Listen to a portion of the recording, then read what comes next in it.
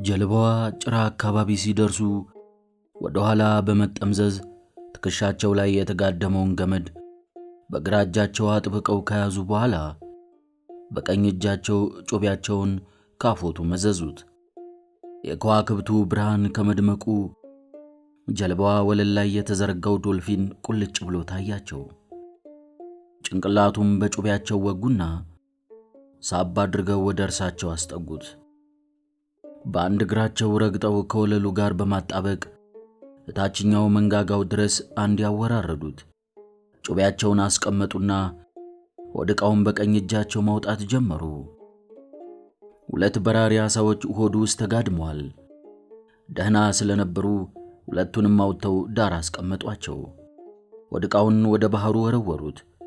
ውሃው ላይ የቅባት ፈለግ ትቶ ወደ ታች ዘቀጠ። በከዋክብቱ ብርሃን ወለል ብሎ የሚታየውን የዶልፊኑን ቀዝቃዛ ጭንቅላት በአንድ እግራቸው ረግጠው ከአንደኛው ወገን ቆዳውን ገፈፉት። ያን ሲጨርሱ ወደ ሌላው ገለበጡት። ገፈው እንደጨረሱ ከአናት እስከ ጅራቱ በመሰንጠቅ ሁለት ቦታ ላይ ከፈሉት። የሚፈልጓቸውን ብልቶች ካወጡ በኋላ ቀሪውን ወደ ባህሩ ወረወሩት። በስሱ ያወጡትን ፍሌቶና ሁለቱም በራሪ ዓሣዎች በአንድነት ጠቀለሏቸው። ጮቢያቸውን ወደ ሰገባው ከተው በዝግታ ወደ ጀልባዋ አፍንጫ መመለስ ጀመሩ። ትከሻቸው ላይ የተጋደመው ገመድ ጀርባቸውን በመጠኑ አጉብጦታል። የዶልፊኑን ሥጋና ሁለቱን በራሪ ዓሣዎች እንጨቱ ላይ አነጠፏቸው።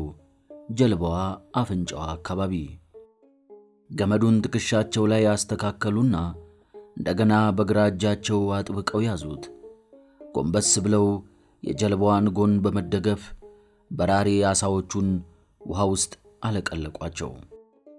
እየተዳከመ ይሆን ወይስ ረፍት እያደረገ ነው? አሉ ሽማግሌው። ለማንኛውም ሥጋዬን ልቀማምስና ትንሽ ረፍት ላድርግ። ጥቂት ማሸለቡም ክፉ አይደለም። ከዋክብቱ ቁልቁል አፍጠው እያዩአቸውና የምሽቱ ብርድ እንደ ለበቅ እየሸነቆጣቸው ከዶልፊኑ ፍሌቶች የአንዱን ግማሽ ከበራሪ ዓሣዎች ደግሞ አንደኛውን ተመገቡ። ዶልፊን የሚጣፍጠው ተጠብሶ ሲበላ ነውና ጃል አሉ። ጥሬውን ግን ብላሽ አይደለም እንዴ? ለወደፊቱ ግን ጨውና ሎሚ ሳሊዝ መውጣት አይለመደኝም። አንጎል ቢኖረኝማ ቀኑን ሙሉ ከባህሩ ውሃ እየደነበቅኩ ጀልባዋ አፍንጫ አካባቢ በማፍሰስ ሲደርቅልኝ ጨው ለማግኘት በቻልኩ ነበር አሉ በሐሳባቸው። በእርግጥ ዶልፊኑን ያጠመድኩት ለዓይን ተያዘ በኋላ ነው። ቢሆንም ግን የዝግጅት ጉድለት መኖሩ አያጠያይቅም። በስተ ምስራቅ በኩል ሰማዩ ደመና እያለበሰው በመሄዱ የሚያውቋቸው ከዋክብት በሙሉ አንዳንድ እያሉ ከእይታቸው ተሰወሩ። ወደ ትልቅ የደመና ሸለቆ የሚያመሩ መሰላቸው። ነፋሱም ቀስ በቀስ እየቀነሰ ሄደ። በ3 እና 4 ቀናት ውስጥ መጥፎ አየር መምጣቱ አይቀርም አሉ። ዛሬ ሌሊትና ነገን ምንም አይልም። ስለዚህ አሁን ትንሽ ማሸለብ ሽሜ። ዓሣው ጸጥ ብሎ በሚጓዝበት ሰዓት ነው 1-2 ማውጣት። ገመዱን በቀኝ እጃቸው ወጥረው ያዙና ጭናቸውን ወደዚያ በማስጠጋት መላ ክብደታቸውን ጀልባቸው ጎል ላይ ያሳረፉት። ቀጥለው ገመዱን በትከሻቸው ላይ በመጠኑም ወደ ታች ሸተት በማድረግ ግራ እጃቸውን ላዩ ላይ ጣል አድርገው አስደገፉት። እስከ ተወጠረ ድረስ ቀኝ እጄ ይዘዋል አሉ በሐሳባቸው። እንቅልፍ ወስዶኝ ሳለ ቀኙ ዘና የሚል ከሆነ ደግሞ ገመዱ እየተፍተለተለ ከቁጥጥሬ ማምለጥ ሲጀምር ግራው ሊቀሰቅሰኝ ይችላል። በእርግጥ ለቀኝ እጄ ከብዶ ይሆናል፣ ግን ቅጣት የለመደ በመሆኑ ምንም አይልም። 20 ደቂቃ ወይም ግማሽ ሰዓት እንኳ ብተኛ ይበቃኛል። ክብደታቸውን እንዳለ ቀኝ እጃቸው ላይ አሳርፈው ወደፊት ዘመም በማለት ኩርመት ብለው ተኙ። ወዲያው እንቅልፍ ወሰዳቸው። የተለያየ ህልም እያፈራረቁ ማየት ጀመሩ። አንድ ጊዜ የዓሣ መንጋ፣ አንዴ የአፍሪካ አናብስት ይታዩአቸዋል። ወዲያው ደግሞ ቤታቸው ውስጥ አልጋቸው ላይ ተጋድመው ራሳቸውን ያልማሉ። ከሁሉም በጣም ያስደሰታቸው ግን በቢጫው የባህር ዳር አሸዋ ላይ ያዩአቸው አንበሶች ነበሩ። ጨረቃዋ ከወጣች ቆይታለች። እሳቸው ግን እንቅልፋቸውን እየለጠጡ ነው። አሳውም ቀጥ ብሎ ወደፊት መሳቡን ቀጥሏል። ጀልባውም ወደ ደመናው ዋሻ ሰተት ብላ እየገባች ነው። ድንገት የቀኝ መዳፋቸው ከፊታቸው ጋር ሲጋጭና ገመዱ ቀኝ እጃቸውን እንደ ሰዓት እየለበለበ ሲጎትት ተሰማቸውና ከእንቅልፋቸው ነቁ። የግራ እጃቸው የት እንዳለ ፈጥነው ለማወቅ አልቻሉም። በከፍተኛ ፍጥነት እየተፍተለተለ ወደ ባህሩ በመንጎድ ላይ ያለውን ገመድ ጨምድደው ለመግታት ቢሞክሩም አልተሳካም። በመጨረሻ በግራ እጃቸው እንቅ አድርገው ያዙት። ኃይል ለመጨመር እንዲረዳቸው የኋሊት ተለጠጡና ገመዱ ላይ ተጋደሙበት። ትከሻቸውን ሞሸላልቆ ግራ እጃቸውን ክፉኛ ቆረጠው። ዞር ብለው የተጠቀለሉትን ገመዶች ተመለከቷቸው። እየተተረተሩ ናቸው። ልክ በዚያን ሰዓት አሳው የባህሩን ውሃ ግራና ቀኝ ገመሰና ወደ ላይ ዘሎ ወጣ። ብዙም ሳይቆይ ተመልሶ ውሃው ውስጥ በኃይል ወደቀ። ግን በዚያው አልቀረም። ደጋግሞ ወደ ላይ ዘለለ። ጀልባዋ በፍጥነት እየተጓዘች ነው። ገመዱም ከተጠቀለለበት እየተተረተረ ወደ ውሃው መውዘግዘጉን ቀጥሏል። ሽማግሌው ደግሞ ወደ እርሳቸው ጎትተው ለመመለስ ይታገላሉ።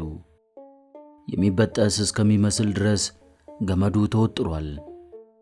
ሽማግሌው ሚዛናቸውን ለመጠበቅና ገመዱን ወደ ውሃው በመሳብ ላይ ያለውን ብርቱ ኃይል ለመቋቋም እንዲረዳቸው ወደፊት ዘመም ብለው ጀልባዋ አፍንጫ ላይ ተደግፈዋል። ፊታቸው የዶልፊኑ ፍሌቶ ተንተርሷል። እስካሁን ስንጠብቅ የቆየ ነው ይህንኑ አልነበር? እንግዲህ መቻል ነው። አሳው ከባህሩ እምር እያለ ሲወጣ እየታያቸው ነው። አሳው ከባህሩ እምር እያለ ሲወጣ አይታያቸውም። ብቻ ውሃውን በርግዶ ወደ ላይ ከዘለለ በኋላ ተመልሶ በኃይል ሲፈናጠር የሚፈጥረው መንቦጫረቅ ይሰማቸዋል። በእጆቻቸው መሃል እየተንሸራተተ ወደ ባህሩ የሚውዘገዘገው ገመድ መዳፎቻቸውን እየገሸለጠው ነው። ግን ይህንን መሳዩን ነገር እንደሚደርስባቸው አስቀድመው ስለሚያውቁት ጉዳቱ ከገበሩት የመዳፎቻቸው ክፍሎች አልፎ ለጣቶቻቸውም እንዳይተርፍ መከላከል ያዙ። ወይ ነዶ! ይሄኔ ልጁ አብሮይ ቢሆን ኖሮ የተጠቀለለውን ገመድ በውሃ ያርስልኝ ነበር አሉ በሐሳባቸው። ልጁ አብሮይ በነበረ። ገመዱ ወደ ባህሩ መፈትለኩን ቀጥሏል። መውጣት፣ አሁንም መውጣት። ፍጥነቱ ግን እየቀነሰ ነው። እሳቸውም አሳው የፈለገውን ያህል ገመድ እንዲያገኝ ለቀቅ እያደረጉለት ነው። ራሳቸውን ከጀልባዋ እንጨትና በጉንጫቸው ከጨፈለቁት ፍሌቶ ላይ በመጠኑ ቀና አደረጉት። ቀጥለውም በጉልበታቸው በርከካሉና ቀስ ብለው በሁለቱ እግሮቻቸው ቆሙ። አንዳንድ እያሉ ገመዱን በዝግታ ለቀቅ ያደርጉታል። ረጋ ብለው ከጥንቃቄ ጋር ወደ ኋላቸው በመመለስ የማይታያቸውን ጥቅል ገመዶች በእግራቸው መዳበስ ጀመሩ። ገና ብዙ ገመድ ይቀራቸዋል። አዎ አሉ ሽማግሌው በሐሳባቸው። አጅሬ ከ10 ጊዜ በላይ ከውሃው ወጥቶ በመዝለሉ በጀርባው በኩል ያሉት ከረጢቶች በአየር ስለሚሞሉ ከእንግዲህ በኋላ ወደ ውስጥ በጣም ጠልቆ ሊገባ አይችልም። ቢሞትም እንኳ ጎትቼ ለማውጣት አዳጋች ወደሚሆንብኝ ጥልቀት ሊወርድ አይቻለውም። እንዲያውም ብዙ ሳይቆይ ዑደት ማድረግ ይጀምራል። እኔም የምሰራለት ያኔ ነው። መሆኑን ግን እንዲያ ድንገት እንደ ነብሮ ያዘለለው ነገር ምን ይሆን? እንዲያ የተወራጨው ምን ቢገጥመው ይሆን? ምናልባት ረሃብ ወይስ አንዳች አስደንጋጭ ነገር? ምን ይታወቃል? በምሽቱ ድቅድቅ ጨለማ ፍርሃት ተሰምቶትም ይሆናል። እስካሁን እንደታዘብኩት ግን ረጋ ያለና ጠንካራ አሳ ይመስላል። ፍርሃት ብሎ ነገር የማያውቅ በራሱ የሚተማመን ቢጤ ነው። የአሁኑ ታዲያ ለየት ያለ ነው። የእሱን ትተህ የራስህን ድፍረትና እምነት ብታጠነክር ይሻልሃል ሽሜ አሉ ራሳቸው። ከጥቂት ጊዜ በኋላ ዑደት ማድረግ ይጀምራል። ሽማግሌው ገመዱን በግራ እጃቸውና በትከሻቸው ውጥር አድርገው ይዘው ጎንበስ ብለው በቀኝ እጃቸው የባህሩን ውሃ በመጭለፍ ፊታቸው ላይ የተመረገውን የተጨፈላለቀ የዶልፊን ስጋ አጠቡት። ቀነስ አርገው አቅለሽልሾ እንዳያስታውካቸውና ጉልበታቸው እንዳይቀንስ ስጋት አድሮባቸው ነበር። ፊታቸውን ካጸዱ በኋላ ቀኝ እጃቸውን በጀልባዋ ጎን በኩል ወደ ባህሩ ሰደው አጠቡት። ቶሎ ግን አላወጡትም። እዚያው ጮማው ውሃ ውስጥ ዘብዝፈው አቆዩት። ቀና ብለው ሲመለከቱ ከፀሐይዋ ቀድሞ የሚወጣውን የቅድመ ጎህ ፈዛዛ ብርሃን ተመለከቱ። አጅሬ ወደ ምስራቅ አቅጣጫ እያደላ ነው አሉ በሐሳባቸው። ይህ የሚያመለክተው እንደ ደከመውና ባህሩ በንፋሱ ግፊት የሚንቀሳቀስበትን አቅጣጫ ተከትሎ በመጓዝ ላይ መሆኑን ነው። ስለዚህ በቅርቡ ዑደት ማድረጉን መጀመር ይኖርበታል። ያን ጊዜ እውነተኛው ስራችን ይጀምራል። ቀኝ እጃቸው የሚበቃውን ያህል በውሃው ውስጥ ተዘብዝፎ መቆየቱን ከገመቱ በኋላ አውጥተው እያገላበጡ አስተዋሉት። ለክፉ አይሰጥም አሉ። ለወንድ ልጅ ደግሞ ስቃይ ምንድን ነው?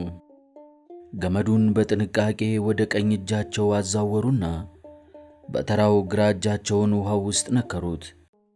ምንም እንኳ ጉዳዩ እስተዚህም እርባና ያለው ባይሆንም የፈጸምከው ተግባር መልካም ነው አሉ ግራ እጃቸውን። ግን ተቸግሬ ሳለሁ ልትጠቅመኝ ያልቻልክበት ጊዜ ነበር። ግን ለምንድነው ከሁለት ጥሩ እጆች ጋር ያልተወለድሁት አሉ በሐሳባቸው። ምናልባት ግራዬን በሚገባ ለማሰልጠኔ ጥፋቱ የኔው ሊሆን ይችላል። ግን እሱም ራሱ ለመማር ብቁና ዝግጁ መሆን የሚያውቀው እግዚአብሔር ብቻ ነው። ቢሆንም ሌሊት የፈጸመው ተግባር በቀላሉ የሚታይ አይደለም። የተሸመቀቀውም አንድ ጊዜ ብቻ ነው።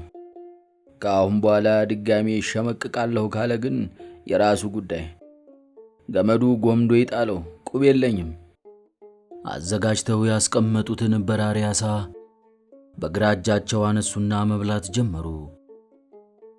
አጥንቱን ሳይቀር በጥንቃቄ እያላመጡ እስከ ጭራው ድረስ ሙልጭ አድርገው በሉት። በምግብነት የሚሰጠው ጥቅም ከየትኛውም ዓሣ ይበልጥ አሉ።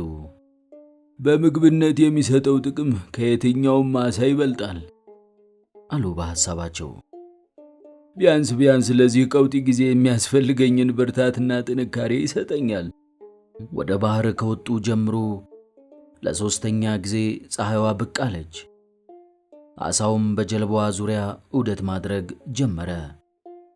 ተወጥሮ የቆየው ገመድ በመጠኑ ረገብ ሲል ተሰማቸው። በቀኝ እጃቸው ዝግ ብለው ሲስቡት እንደገና መወጠር ጀመረ። ከረር ብሎ ከተወጠረ በኋላ ተመልሶ መርገብ ሲጀምር ትከሻቸውንና ራሳቸውን ከገመዱ አላቀቁና ወደ እርሳቸው መሳብ ቀጠሉ። ባለ ጉልበታቸው በመጠቀም በሁለት እጆቻቸው እያፈራረቁ ሳብ ጎተት ማድረግ ያዙ። ትንሽ እንደ ሳቡ ገመዱ ወደ ውስጥ መምጣቱን አቆመ። ደጋግመው ሞከሩ። ንቅንቅ የለም። እንደ በፊቱ ክርር ብሎ በመወጠሩ ወደ ጀልባዋ በሳቡት ቁጥር ጤዛ የመሳሰሉ የውሃ ጠብታዎች ከላዩ ሲፈናጠቁ በፀሐይዋ ብርሃን ታያቸው። ትንሽ ቆይቶ ገመዱ እንደገና ወደ ውሃው መጎተት ጀመረ። ሽማግሌውም ጥቂት በጥቂት ለቀቅ ለማድረግ እንዲያመቻቸው ጀልባዋ ወለል ላይ በርከክ አሉ። የሚዞርበትን ክብ መስመር እያሰፋው ነው አሉ። ስለዚህ የምችለውን ያህል ወጥሬ መያዝ ይኖርብኛል ሲሉ አሰቡ። ወጥሬ ባያስኩት መጠን የሚዞርበትን መስመር ስፋት እያጠበበው ይሄዳል። ምናልባትም በአንድ ሰዓት ጊዜ ውስጥ አይን ላይን እንተያይ ይሆናል። ከዚያ በኋላ በሕይወቱ ላይ ጨክንበታለሁ። ዓሣው ግን በዝግታ ዑደት ማድረጉን እንደቀጠለ የ2 ሰዓት ጊዜ አለፈ። ሽማግሌው በላብ ተዘፍቀውና እስከ አጥንታቸው ዘልቆ በሚሰማ ድካም ተብረክርከው ገመዱን ወጥረው እንደያዙ ጅብራ መስለው ተገትረዋል። ዓሣው ዑደት የሚያደርግበት መስመር ልክ እንደገመቱት እየጠበበ መሄዱ አልቀረም። ከዚያም ሌላ ወደ ላይ ከፍ እያለ በመምጣት ላይ መሆኑንም ከገመዱ አቀማመጥ ማጤን አልተሳናቸውም። ከሽማግሌው ግንባር የሚፈልቀው ላብ ቁልቁል እየተንዠቀዠቀ ወደ ዓይናቸውና ከዓይናቸው ከፍ ብሎ ወዳለው ቁስል እየገባ ይቆጠቁጣቸው ጀመር። 1-2 ያህል እንደ ማዞር ከጅሏቸው ስለነበር ትንሽ ሳያሰጋቸው አልቀረም። ከድካም የተነሳ ጥቋቁር ነጥቦች ዓይኖቻቸው ላይ ይታዩአቸው ጀመር። የመጣው ይምጣ፣ ይህን መሳይ ዓሣ ከያዝኩ በኋላ ተረትቼ በሞት የለብኝም አሉ ጎላ ባለ ድምፅ። ያውም አሁን እንዲህ እያማረበት ወደ ላይ እየመጣልኝ ማይሙት እጄን ልሰጥ። ብቻ አንተ ሁሉ የማይሳንህ ጌታ ብርታቱን ስጠኝ። አይሆን እንኳን አባታችን ሆይን 100 ጊዜ ሰላም ለኪን 100 ጊዜ ደግማለሁ። አሁን ግን ሁለቱንም ለማለት አልችልም። ስለዚህ አምላኬ አንተ ልክ እንዳልኳቸው ቆጥረህ እርዳኝ አሉ በሐሳባቸው። በኋላ ግን እመነኝ በደንብ አነበንባቸዋለሁ። ልክ ይህንን እንዳሉ በሁለት እጃቸው ጥርቅም አድርገው የያዙት ገመድ በድንገት ሲናጋና ሲነቃነቅ ተሰማቸው። ንቅናቄው ያስከተለው ንዝረት ከባድና ጠንካራ አይነት ነበር። በገመዱና በመንጠቆ መካከል ያለውን ሽቦ አፉ ላይ በተገተረው መንቆር ሲደበድበው መሆን አለበት አሉ በሐሳባቸው። ምናልባት ወደ ላይ ዘሎ ለመውጣት ይረዳው ይሆናል። እኔ ግን ባለበት ሆኖ ዑደቱን ቢቀጥል ነው የምመርጠው። አየር ለማግኘት ሲል እየዘለለ በወጣ ቁጥር መንጠቆ የተሰነቀረበትን ቀዳዳ እያሰፋው ይሄድና በመጨረሻ መንጠቆ አፈትልኮ ሊወጣለት ይችላል። ይሄ ከሆነ ደግሞ አመለጠኝ ማለት ነው። ዓሣ ይህንን መዝለልህን ተወኝ አሉ። አትዝለል ብያለሁ። ዓሣው ግን በገመዱና በመንጠቆ መካከል ያለውን ካቦ መደብደቡን ቀጥሏል። እሱ ይህንን ባደረገ መጠን ሽማግሌው ደግሞ ከገመዱ ጥቂት ለቀቅ ያደርጉለታል። ስቃዩ እንዳይጠናበት ባለበት ባቆየው ይሻላል አሉ በሐሳባቸው። የኔውን መቼም እንደምንም እችለዋለሁ። የእርሱ ግን እያየለበት በሄደ መጠን አንድያውን እብድ መሆኑ ነው። ከጥቂት ጊዜ በኋላ ዓሣው ሽቦውን መደብደቡን አቆመና እንደገና ዝግ እያለ ዑደት ማድረጉን ጀመረ። ሽማግሌውም ቀስ በቀስ ገመዱን ወደ ውስጥ መሳብ ጀመሩ። አካላቸው በጣም በመድከሙ ራሳቸውን የመሳት ስሜት አልፎ አልፎ ሲፈታተናቸው ይሰማቸዋል። በግራ እጃቸው የባህሩን ውሃ ዘገኑና ጭንቅላታቸው ላይ አፈሰሱት። ትንሽ ቀዝቀዝ ሲሉ ማጅራታቸውን አባበሱና አደራረቁት። አሁን ሁለቱም እጆቼ ደህና ናቸው፣ አንዳቸውም አልተሸመቀቁ አሉ ድምፃቸውን ጎላ አድርገው። አጀሬብ ከጥቂት ጊዜ በኋላ ብቅ ማለቱ አይቀርም። እስከዚያው እኔም ላለመረታት እታገላለሁ። ሽሜ እንግዲህ በርትተህ መቋቋም ነው፣ በቀላሉ እንዳትፈታ አሉ። ተንበርክከው የጀልባዋን አፍንጫ በመደገፍ ለጥቂት ጊዜ ከቆዩ በኋላ ገመዱን ጀርባቸው ላይ አጋደሙት። አሁን እንግዲህ አሉ በሐሳባቸው፣ ክብ መስመሩን ይዞ ዑደት ሲያደርግ እኔ ትንሽ ማረፍ ይኖርብኛል። ኋላ ብቅ ሲል እኔም በትኩስ ጉልበት እሰራለታለሁ በማለት ወሰኑ። በእርግጥ በዚያን ሰዓት ጀልባዋን ደገፍ ብሎ እረፍት ማድረግ በጣም የሚያጓጓ ነበር። ግን ሽማግሌው እንዳሉት ሊሆንላቸው አልቻለም። ተወጥሮ የነበረው ገመድ በመርገቡ ዓሣው ተመልሶ እየመጣ መሆኑን በመረዳት ከቅምጣቸው ብድግ ብለው ገመዱን ወደ ውስጥ መሳብ ጀመሩ። እንዲህ አይነት ድካም ደርሶብኝም አያውቅ አሉ በሐሳባቸው።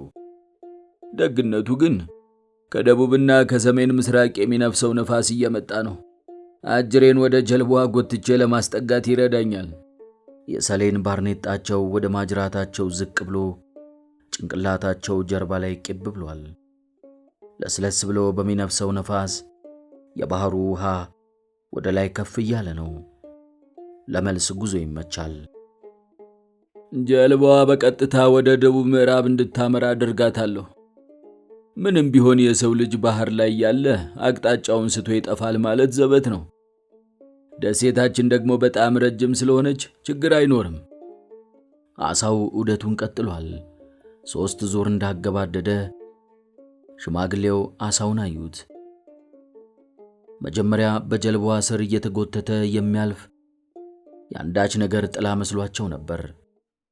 በውሃው ውስጥ እየተውዘገዘገ ለማለፍ ረጅም ጊዜ የፈጀው ያ ግዙፍ ጥላ የዓሣው ነው ብለው በጭራሽ አልገመቱም።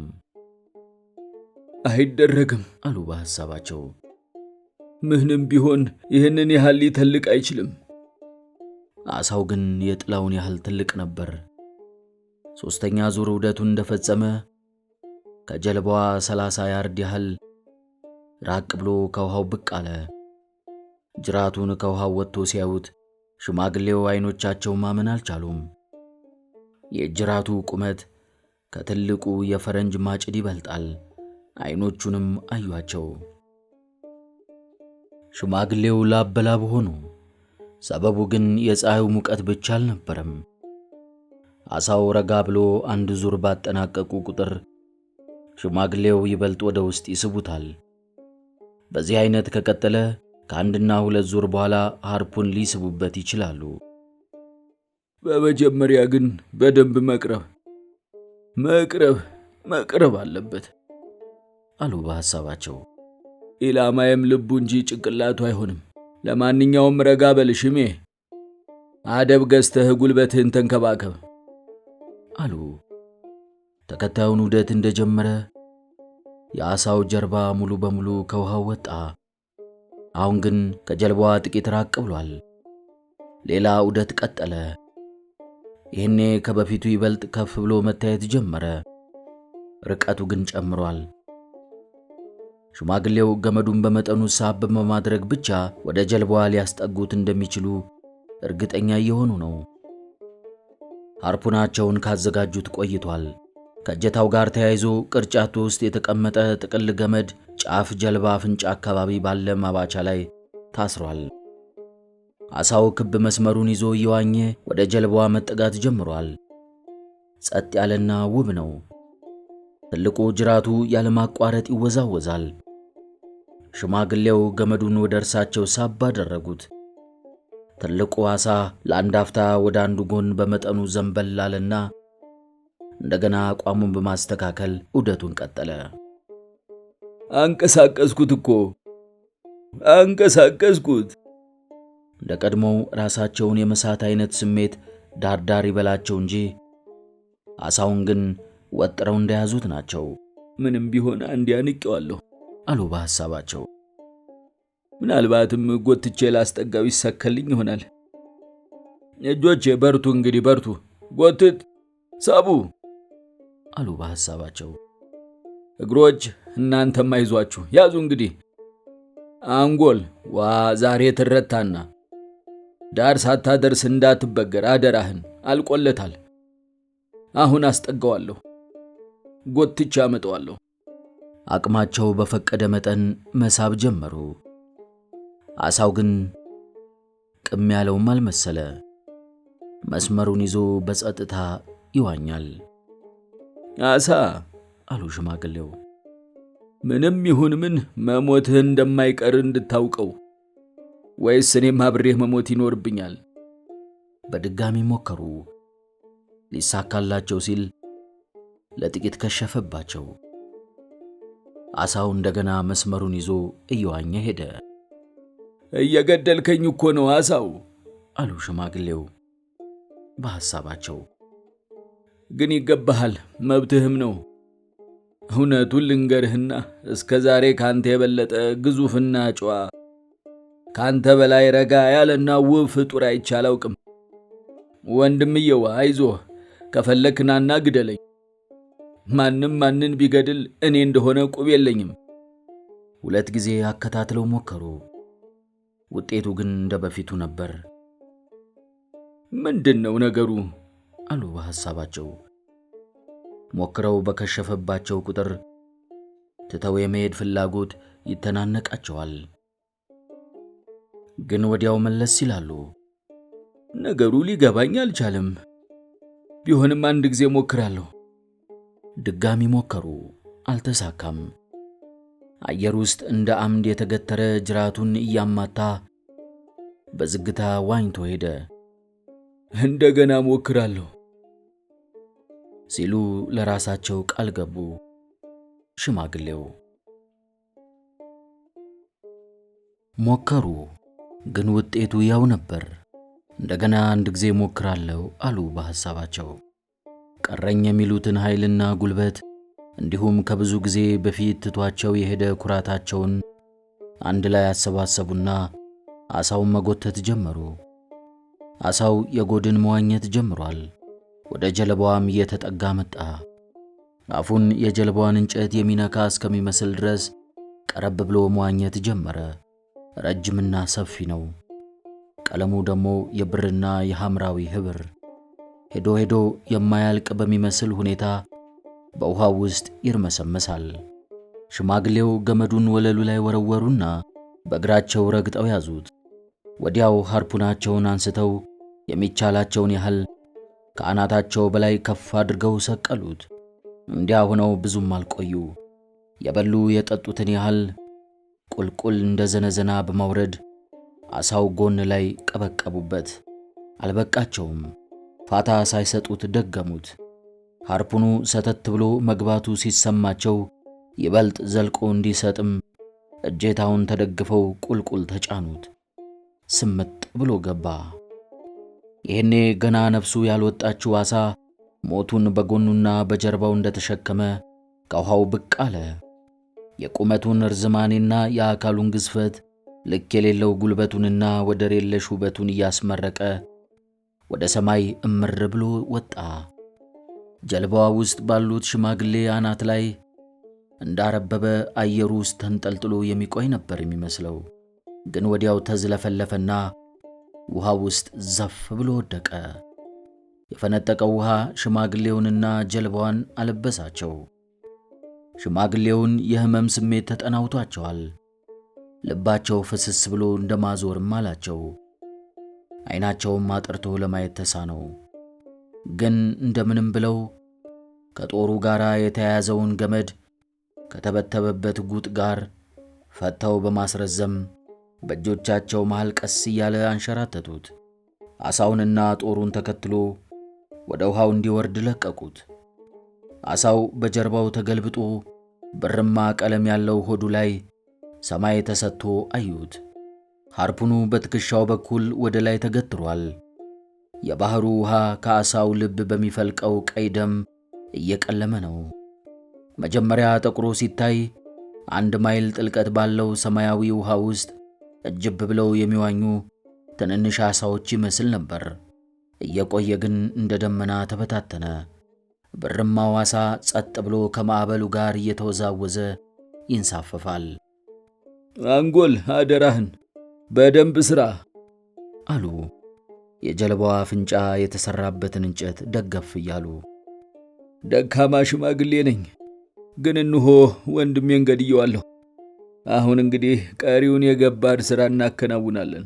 በመጀመሪያ አሳውን ከጀልባዋ ጋር ጥፍር አድርጌ የማስርበት ገመድ ማዘጋጀት አለብኝ አሉ በሐሳባቸው። ከዚህ ሌላ ይህንን የገደል ቅራፊ የሚያህል ጉድ ወደ ደሴቷ የማደርስበት ምንም ብልሃት አይኖርም። ጀልባዋ ትችሏለች ማለት መቼም ዘበት ነው። ያለው አማራጭ ከጎኗ ጋር መጠፈር ብቻ ነው። ከያ በኋላ ተራዳውን አቆምና የንፋስ ሸራይን ወጥሬ ወደ ቤት የመሸምጠጥ ነው። የአሳውን ሬሳ ወደ ጀልባዋ መሳብ ጀመሩ። የሚፈልጉትን ያህል ካስጠጉት በኋላ በሚተነፍስበት ስንጥብ በኩል ገመድ አስገብተው በአፉ አሾልከው በማውጣት ጭንቅላቱን ከጀልባዋ አፍንጫ ጋር ግጥም አድርገው ማሰር ይችላሉ። ባየው ግን ምንኛ ደስ ባለኝ አሉ በሐሳባቸው። እንዲያውም ልዳሰውና ልነካካው ብችል እንደምን ጥሩ ነበር። ፈርቱናዬ እኮ ነው፣ ገዴ ነው። ግን ያኔ የገደልኩት ጊዜ የዳሰስኩት ይመስለኛል። እንዲያውም የነካሁት ልቡን ነበር። የሃርፑኑን እጀታ ቁልቁል ተጭኜ ገላውን በኃይል ስጠረምሰው ያኔ ልቡን የነካሁት ይመስለኛል። ለማንኛውም አንዴ የሆነ ሆኗል። አሁን የሚቀረው በደንብ ሲጠጋ አንዱን ሸምቀቆ ወገቡ ላይ ሌላውን ደግሞ በጭራው ዙሪያ አስገብቶ ከጀልባዋ ጋር ጥፍንግ አድርጎ ማሰር ብቻ ነው። በል እንግዲህ ሥራ እንቀጥል ሽሜ አሉ ለራሳቸው። ጥጋ አስቀምጠውት ከነበረው ውሃ በጥቂቱ ተጎነጩ። ፍልሚያው ካለቀ ዘንዳ የጉልበቱ ሥራ መቀጠል ይኖርበታል። ቀና ብለው ሰማዩን ተመለከቱና አይኖቻቸውን ወደ ዓሣው መለሷቸው። ፀሐይዋን በጥንቃቄ ያስተዋሉት። ግፋ ቢል ቀትር ቢሆን ነው አሉ በሐሳባቸው። ከደቡብና ሰሜን ምስራቅ ወደ ምድር ወገብ የሚጋልበው ኃይለኛ ንፋስ እየመጣ ነው። ገመዶቹም ከጥቅም ውጭ ሆነዋል። ምን አባቱ በሰላም ወደ ቤቴ ይመልሰኝ እንጂ ከልጁ ጋር እንደገና እንገምዳቸዋለን። በል እንግዲህ ዓሣ ወዲህ ጠጋ በል አሉ። ዓሣው ግን ጥሪውን የተቀበለ አይመስልም። ባህሩ ውስጥ ወዲያ ወዲህ ይንከባለላል። ሽማግሌው ጀልባዋን ወደሱ አስጠጓት። የጀልባዋን አፍንጫ ወደ ጭንቅላቱ በማስጠጋት ላይ እያሉ ግዙፍነቱን ለማመን አልቻሉም። ከሃርፑኑ ጋር ተያይዞ የነበረውን ገመድ ከታሰረበት ላይ ፈቱና ጫፉን በአንደኛው የዓሣ ጎን በሚገኘው ስንጥብ በኩል አስገብተው በጥርሶቹ መሃል በማሾለክ እንደ ሰይፍ በተገተረው አፉ ላይ ሁለቴ አዙረው ጠመጠሙት። ቀጥለውም በሌላ ጎኑ ባለው ስንጥብ በኩል ገመዱን በማስገባት መንቁሩ ላይ ደግመው ከጠመጠሙበት በኋላ አጥብቀው ቋጠሩት። መለሱና የገመዱን ጫፍ ጀልባዋ አፍንጫ አካባቢ ባለው ጎጥ ላይ እንደገና አሰሩት። ተራፊውን ገመድ ቆርጠው ጭራውን ለማሰር ወደ ጀልባዋ የኋላ ክፍል አመሩ። ዓሣው የሐምራዊና የብር ኅብር የሆነ ቱባ ቀለሙን እየቀየረ ሙሉ በሙሉ ብርማ መሆን ጀምሯል።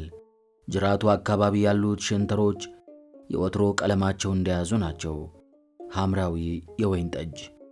እያንዳንዱ ሸንተር በደንብ ከተዘረጋ የሰው መዳፍ ይሰፋል። አይኖቹ እንደ መነጽር ቂዛዛ ፈጥረዋል። እሱን ለመግደል የሚቻልበት መንገድ ይኸው ብቻ ነው አሉ ሽማግሌው ውሃውን ከተጎነጩ በኋላ። ትንሽ ሻል ብሏቸዋል። አእምሮአቸውም በደንብ እያሰበ ነው። አሁን ባለበት ሁኔታ ቢመዘን እርግጠኛ ነኝ 1500 ፓውንድ ይሆናል አሉ በሐሳባቸው። ኧረ እንዲያውም ይበልጣል። 3 እጅ የሚሆነው እንኳ በደንብ ተበልቶ አንዷ ፓውንድ በ30 ሳንቲም ብትቸበቸብ የትና የት ናት? በትክክል ለማስላት ግን እርሳስ ያስፈልገኛል አሉ። አእምሮዬ ለብቻው ይህንን ያህል ሂሳብ ለማስላት ገና ነው። ብዙም አጥርቶ አያስብም። ለማንኛውም ዛሬ ትልቁ ጅማጄ እንደሚኮራብኝ አያጠራጥርም። ዓሣውን ከጀልባዋ አፍንጫና ጅራት እንዲሁም መካከል ላይ ከተጋደመው የመቀመጫ ሳንቃ ጋር ግጥም አድርገው በገመድ ቀየዱት። ከግዙፍነቱ የተነሳ ጀልባዋ ጎል ላይ አንድ ሌላ ትልቅ ጀልባ የማሰር ያህል ነበር ሁኔታው። የዓሣው አፍ ገርበብ ብሎ በመንገዳቸው ላይ እንቅፋት እንዳይሆን በማለት ሽማግሌው አንድ ገመድ ቆረጡና ሁለቱም መንጋጋዎቹን በኃይል አጋጥመው አሰሯቸው። ከዚያ ተራዳውን ተከተሉና የተጣጠፈውን ሸራ ወጠሩት። ጀልባዋ መለስ እያለች ወደፊት መጓዝ ጀመረች። ሽማግሌው ጀልባዋ ጭራ አካባቢ ጋደም አሉ። አቅጣጫቸው ወደ ደቡብ ምዕራብ ነበር። ደቡብ ምዕራብ በየት በኩል እንደሆነ ለመለየት አቅጣጫ ጠቋሚ መሳሪያ አያስፈልጋቸውም። ከሰሜን ምስራቅ ወደ ምድር ሰቅ የሚጋልበው ኃያል ነፋስና የሸራቸው በደንብ መወጠር ብቻ ይበቃቸዋል። ሽምጥ የያዘችውን ጀልባ የእንጨት መሪ በክንዳቸው ደገፍ ብለው ወዲያውም መስመሯን እንዳትስት ይቆጣጠራሉ። ዓሣው የጀልባዋን ጎን የሙጥኝ ብሎ ሲጓዝ ይታያቸዋል። ግን ሁሉም ነገር እውነት አይመስላቸውም። ያጋጠማቸውን ሁሉ መለስ ብለው ሲያስቡት በሕልማቸው የሆነ ነው የሚመስላቸው። እጆቻቸውን ሲያዩና የጀልባዋን እንጨት የተደገፈ ጀርባቸውን ሲመለከቱ ሕመም ሲሰማቸው ብቻ ነው ሁሉም ነገር በእውን ስለመፈጸሙ እርግጠኛ የሚሆኑት። እጆቼ ተሎ ይድናሉ አሉ በሐሳባቸው። የባህሩ ውሃ ያድናቸዋል። ጨውማውን የባህር ውሃ የመሰለ ፈውስ የለም። በእኔ በኩል ማድረግ ያለብኝ አእምሮዬ እንዳይደነዝዝ መጠንቀቅ ብቻ ነው። እጆቼ እንደሆኑ ግዴታቸውን በሚገባ ተወጥተዋል። መንገዳችንም ቀና እየሆነ ነው። እሱም አፉን ተሸብቦና ጅራቱን እንደ ሰንደቅ ገትሮ ልክ እንደ ወንድም አብሮኝ የተጓዘ ነው። ድንገት አንድ ነገር በአእምሯቸው ብቅ አለና ተምታታባቸው። አሁን ለመሆኑ ማን ነው አሸናፊው? እሱ ወይስ እኔ? በሐሳባቸው ጠየቁ። አካሄዳችን ከኋላ ያስከትየው እየጎተትኩት ቢሆን ኖሮ ምንም ባላጠራጠረ ነበር። ወይም ኩራቱ ሁሉ ከላዩ ተራግፎ ሬሳውን ጀልባዬ ውስጥ አጋድሜ ቢሆን አንዳችም ጥያቄ ባላስነሳ ነበር። አሁን ግን የምንጓዘው ጎን ለጎን ሆነን ነው። ግን ቢሆንስ ምን ተዳይኔ? ተመሰለው ዕድል ያድርገኝ። እኔም ከሱ የምሻለው በማታለል ችሎታዬ ብቻ ነው። እሱ እንደሆነ እኔን ለመጉዳት አንዳችም ሙከራ አላደረገም። ጉዟቸውን በሰላም ቀጠሉ። ሽማግሌው እጆቻቸውን እየመላለሱ ውሃ ውስጥ በመንከር አእምሮአቸውን እንዳይቦዝ ይከላከላሉ። ሰማዩ ላይ አልፎ አልፎ የተከፈሱት የጥጥ ባዘቶ የመሰሉ ደመናዎች ንፋሱ እንደሚያነጋ እርግጠኛ ሆኑ። ዓሣው ገሃድ እንጂ ሕልም አለመሆኑን ለማረጋገጥ 10 ጊዜ ቀና እያሉ ይመለከቱታል። በዚህ ሁኔታ የመጀመሪያው ሻርክ ከመምጣቱ በፊት 1 ሰዓት አለፈ። የሻርኩ አመጣጥ ድንገተኛ አልነበረም። ደም ነው የጠራው። የዓሣው ደም ልክ እንደ ጥቁር ደመና እየተገፈጠጠ የ1 ማይል ጥልቀት ወዳለው የባህሩ ውሃ አሽቆልቁሎ ሲበተን ነበር ሻርኮዬ ሽታው አስክሮት እየጋለበ የመጣው። ፍጥነቱ ከቁጥጥር ውጪ ስለነበር ሰማያዊውን ውሃ በርቅሶ ወደ ላይ ሲወጣና ለፀሐይዋ ሲጋለጥ አልታወቀውም። ወዲያው ተመልሶ ውሃው ላይ ተፈጠፈጠና የትልቁ ዓሣ ጠረን የሚመጣበትን አቅጣጫ ከያዘ በኋላ ጀልባዋ የምትጓዝበትን መስመር ተከትሎ መዋኘቱን ቀጠለ። አንዳንድ ጊዜ የጠረኑ ፈለግ ይጠፋበትና ብዙም ሳይቆይ መልሶ ያገኘዋል። ፍጥነቱን ይጨምራል። ማኩ የሚባል የሻርክ ዝርያ ነው። አካለ ግዙፍ፣ ከየትኛውም አይነት ዓሣ ይበልጥ ፈጥኖ መጓዝ የሚችል፣ ከጥርሶቹ በስተቀር ሁለመናው የሚያምር ፍጡር ነው። ጀርባው ሰማያዊ፣ ሆዱ አካባቢ ብርማ ሆኖ ቆዳው ለስላሳና ቆንጆ ነው። የጥርሶቹም ቅርጽ ከአብዛኞቹ ሻርኮች ለየት ይላል። እንደ አሞራ ጥፍር ከወደ ጫፋቸው ይቆለመማሉ። የእያንዳንዱ ጥርስ ርዝመት ከሽማግሌው ጣቶች ደካሞቹን፣ ፈጣንና ጠንካራ የሚባሉትን የባህር አራዊትን ሳይቀር ለመብላት የተፈጠረ ነው። የትልቁ ዓሣ ጠረን እየቀረበው ሲሄድ ፍጥነቱን በመጨመርና ወደ ላይ ከፍ በማለት ትከሻው ላይ በጎነቆለው ክንፍ ውሃውን እየቀረደደ ወደፊት መሽቀንጠሩን ቀጥሏል። ሽማግሌው ልክ እንዳዩ ታወቁት። ፍርሃት የሚሉት ነገር የሌለበት ያሻውን ከመፈጸም ወደ ኋላ የማይል የሻርክ አይነት ነው።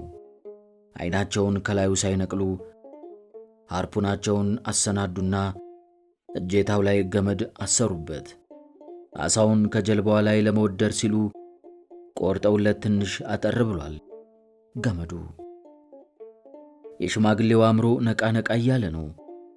ብቻ ተስፋቸው ወደ መሟጠጡ ያለ ይመስላል። ወኔያቸው ግን አልተነካም። ሻርኩ በጣም ሲቃረብ ወደ ትልቅ ዓሣ ዞር ብለው ለአንድ አፍታ አስተዋሉት። ግን እኮ ሕልምም ሊሆን ይችላል አሉ በሐሳባቸው። መቼም አደጋ ከማድረስ ልገተው አልችልም፣ ግን ደህና አድርጌ አገኘው ይሆናል። ዱቴንሶ አሉ በሐሳባቸው። ወዮ ዛሬ ለዚያች ለእናት ይብላኝላት። ሻርኩ በፍጥነት ወደ ጀልባዋ ጭራ ተቃረበ። ትልቁን ዓሣ አንድ ጊዜ ሲገጨው ሽማግሌው የተከፈተ አፉንና ለየት ያሉ አይኖቹን ተመለከቷቸው። ወደፊት ተስፈነጠረና ከዓሣው ጅራት በኩል ከፍ ብሎ ባለው ሥጋ ውስጥ እኒያን መጋዝ ጥርሶቹን ሲሰገስጋቸው አዩት። ጭንቅላቱ ከውሃው በላይ ብቅ ብሏል። ጀርባውም ወደ ላይ እየወጣ ነው። የትልቁ ዓሣ ሥጋ ካጥንቱ ላይ ሲገሸለጥ ሽማግሌው ሰሙ። ስቅጥጥ እንዳላቸው ተወራጩና በተጠንቀቅ ይዘውት የነበረውን ሃርፑን ወደ ሻርኩ ጭንቅላት ለኩት። ከአፍንጫው ተነስቶ ወደ ማጅራቱ የሚወጣ መስመርንና በዓይኖቹ መሃል የተዘረጋ ሌላ መስመር በሚገናኝበት ነጥብ ላይ ሃርፑ ተቀረቀረ። የአንጎሉ አካባቢ መሆኑ ነው። ደም በጎረሱ ቁስለኛ እጆቻቸው የሰነዘሩትን ሃርፑን ባለ ኃይላቸው ቁልቁል ተጫኑት። የመግደል ፍላጎትና ቁርጠኝነት እንጂ የማሸነፍ ተስፋ አልነበራቸውም። ሻርኩ እንደ መንፈራገጥ ብሎ ሲገለበጥ ዓይኖቹን አስተዋሉ። ሕይወት እየራቀው ሄዷል። በድጋሚ ተገለበጠ። ይህንን ጊዜ ከሃርፑ ጋር የተያያዘውን ገመድ 2 ጊዜ አካሉ ላይ ጠመጠመው። ሽማግሌው መሞቱን አረጋገጠ። ሻርኩ ግን አሜን ብሎ ለመቀበል ፍቃደኛ አልነበረም። በጀርባው ተንጋሎ መንጋጋውን እያንገጫገጨና ጅራቱን እያወናጨፈ እንደ ባለ ሞተር ጀልባ ውሃውን 2 ላይ ገምሰው ገባ። ጅራቱን ባፈረሰበት ቁጥር ባህሩ አረፋ ይደፍቃል። 3 እጅ የሚሆነው አካሉ ከውሃው ወጥቶ በመወራጨት ላይ እንዳለ ከሃርፑ ጋር የተያያዘው ገመድ በኃይል ተወጠረና ለአንድ አፍታ ተንቀጠቀጠ። በሚቀጥለው ቅጽበት ጧ ብሎ ተበጠሰ።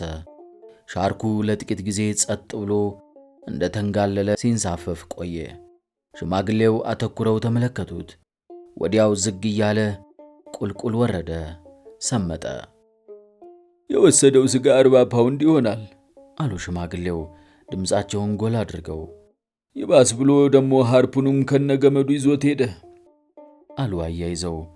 ዓሣው እንደገና እየደማ ስለሆነ ሌሎችም መምጣታቸው የማይቀር ነው። ከዚህ በኋላ ዓሣው ስለተዘነጣጠለ ሊያዩት አልፈለጉም። ሻርኩ እንደደረሰ በኃይል በገጨው ጊዜ እሳቸውኑ እንደመታቸው ያህል ሆኖ ነበር የተሰማቸው። ግን ምንም አይደለም፣ እኔን ደፍሮ ዓሣዬን ዘንጥሎ አልቀረም። ዋጋውን ሰጥቼዋለሁ። ደግሞ ምን ያህል አልበሉ። እስከ ዛሬ ካየኋቸው መሃል ይህንን የሚስተካከል የለም። እንደነበረ ሆኖ ቢዘልቅ ምንኛ መልካም ነበር። አሁን ግን ሁሉም ነገር ህልም ቢሆን ቅር አይለኝም። በዚህች ወቅት ጋዜጦች በተነጠፉባት አልጋዬ ላይ ለብቻዬ ተጋድሜ ቢሆን ነበር ምኞቴ አሉ በሐሳባቸው። ግን እኮ ሰው የተፈጠረው ለሽንፈት አይደለም አሉ። በእርግጥ ሰው ይጠቃ ይሆናል፣ ይረታል ማለት ግን ዘበት ነው። ይሁንና ታላቁን ዓሣ ስለገደልኩት አዝናለሁ አሉ በሐሳባቸው። ተንግዲህ የሚጠብቀኝ መጥፎ ጊዜ ነው።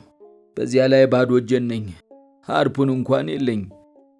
ያመናጢ ሻርክ ጭካኔ ብቻ ሳይሆን ብልጠትና ጥንካሬም አያጣ። ለብልጠቱማ መችኔስ ሰንፋለሁ። ብቻ ምን ይታወቃል አሉ እንደገና በሐሳባቸው። ምናልባት የምበልጠው የተሻለ መሳሪያ በመታጠቄ ብቻ ሊሆን ይችላል። በቃ እንግዲህ ሽሜ ብዙ አታስብ አሉ ድምፃቸውን ከፍ አድርገው። ዝም ብለህ ጉዞህን ቀጥል። ከዚያ ሌላ የሚመጣውን እንደያመጣጡ መቀበል ነው። ግን እኮ ማሰብ ይገባኛል አሉ። ምክንያቱም የቀረኝ እሱ ብቻ ነው። ሐሳብና ቤዝቦል ብቻ ናቸው የቀሩኝ። ለመሆኑ መጄ ሻርኩን አንጎል እንዴት እንደበረቀስኩት ቢያይ የቱን ያህል ይደሰት ይሆን?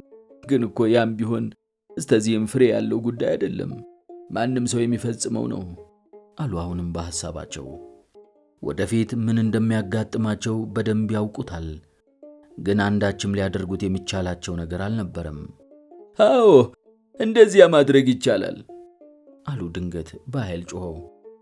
ጩቤን በአንደኛው መቅዘፊያ እጀታ ላይ አስሬ እንደ ጦር ልጠቀምበት እችላለሁ። ወዲያው እንዳሉት አደረጉ። አሁንም ያው እንደ ቅድሙ ያለሁ ሽማግሌ ነኝ። አሁን ግን ትጥቅ አልባ አይደለሁም። ሽው የሚለው ነፋስ ደስ ያሰኛል። ጀልባዋ ወደፊት መሰስ እያለች ነው። ሽማግሌው የሚያዩት የዓሣውን ጭንቅላት እንጂ ወደ ማጅራቱ አካባቢ ሰረቅ እንኳን አያደርጉም። ተመናምኖ የነበረ ተስፋቸውም ማንሰራራት ጀመረ። ተስፋ ለማድረግ ጅልነት ነው አሉ በሐሳባቸው። ኃጢአትም እንደሆነ አምናለሁ። እባክህ ሽሜ ስለ ኃጢአት አታስብ አሉ። በአሁኑ ወቅት እንኳንስ ኃጢአት ተጨምሮበት እንዲሁም የችግሩ አይነትና ብዛት የማይቻል ሆኗል። በዚያ ላይ ኃጢአት ብሎ ነገር በጭራሽ አይገባኝም። ስለ ኃጢአት የሚገባኝም ሆነ የማውቀው ነገር የለም። የማምንበት ስለመሆኑም እጠራጠራለሁ። ምናልባት ትልቁን ዓሣ መግደል ከኃጢአት ሊቆጠር ይችላል።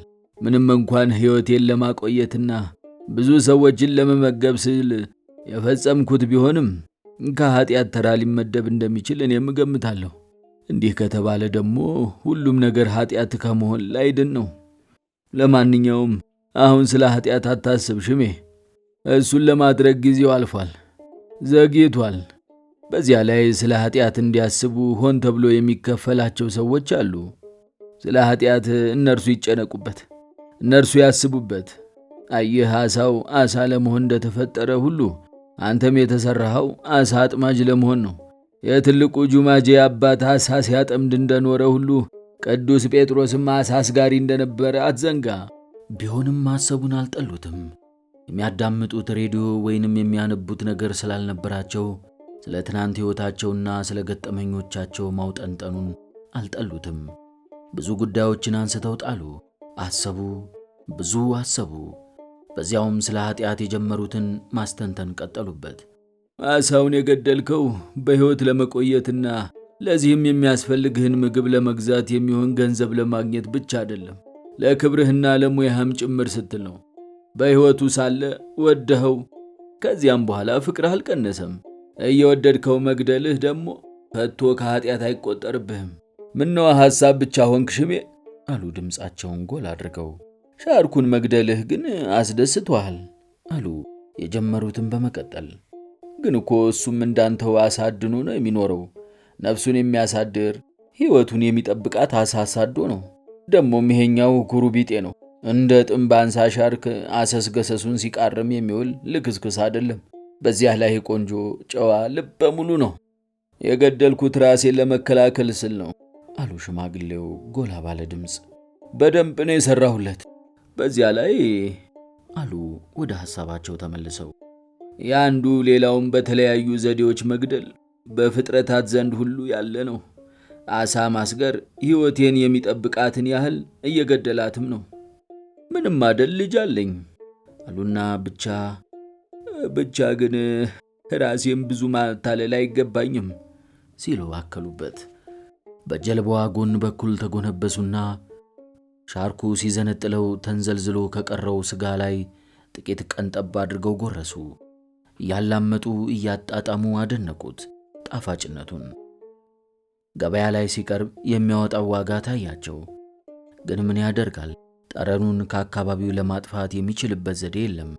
ጣጣ እየተጎተተ ነው። ከፊታቸው የሚጠብቃቸው ጊዜ እጅግ የከፋ እንደሚሆን ታውቋቸዋል። ነፋሱ እንደነበረ ነው። ትንሽም አልተለወጠ። ሽማግሌው አሻግረው ተመለከቱ።